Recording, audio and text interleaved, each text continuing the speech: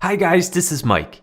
In this video, I'm going to talk about Cinema 4D R20 Upgrades ProRender. So ProRender was released in R19 and it allows for PBR workflow. And that basically means it's a physically based render and it allows you to use your computer's GPU. Now, what does that mean for the end user? Basically, it means that when you're rendering, you can make adjustments within your viewport and you can see the render update in real time. So you don't have to keep going back and forth between render and then going back to your viewport, making a change, render again. So it helps speed up your workflow. But in R20, there's been a few enhancements to ProRender. In the previous version, we didn't have multipass and subsurface scattering. So that's been upgraded in the R20 so that if you need to have a workflow where you can make an animation and then go to your ProRender, you can render those out in passes so that you can have various, say, ambient occlusion or blur or something like that, that you can then enhance each individual layer within, say, Photoshop or After Effects. So you can do your compositing using these multi-passes. And then you have also the subsurface scattering, which basically means is if you have an object that is translucent or semi-translucent, where you have light bouncing around inside that object and how that affects the way that that material will look. Kind of think of a gummy bear that's sitting on a table with a window open with the light kind of shining through, the sunlight shining through the gummy bear, and it kind of bounces around within that object, giving that a very photorealistic look.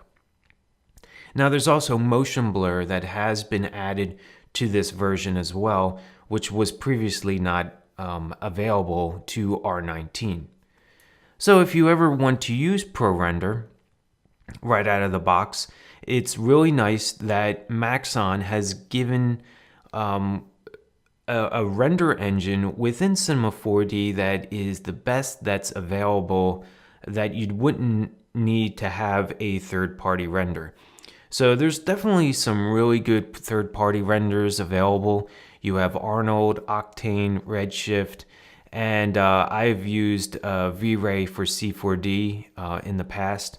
So there's definitely some really nice versions of third parties for your render engines. But if you want to just use right out of the box, Cinema 4D and Maxon has really been working to get a really good render engine within Cinema 4D without the need to go to a third-party render. So if you go to your render settings, you'll see your regular standard physical, and then you can come down here where it says ProRender. If you click on ProRender, now you have the options that I talked about previously. And you can see these highlights to see where the updates have been made. So if you ever want to use it, you can go to your general and make sure your devices are for your CPU. You can make sure each one of these are checked. So it's a really nice way of using ProRender. And so this is just a quick overview. I do want to start making some tutorials on ProRender and all the other options within R20. And so I thank you for watching this preview series that I made. I have a bunch of tutorials that I'm going to start working on to for if you have R20 to get some of those upgrades, as well as a bunch of other tutorials for modeling and animation that you don't need R20 for. But I do want to start digging into some of these new upgrades with R20. I think it's an exciting release that Maxon has available, and I think it's going to be pretty much of a game changer, especially no-base materials and the volumetric modeling. So look for those in the future. I put a link in the description to download project files. You can also download project files from this tutorial and all the tutorials that I made so far at astronomicskills.com. Also, I created a Udemy course for beginner 3D modeling in Cinema 4D.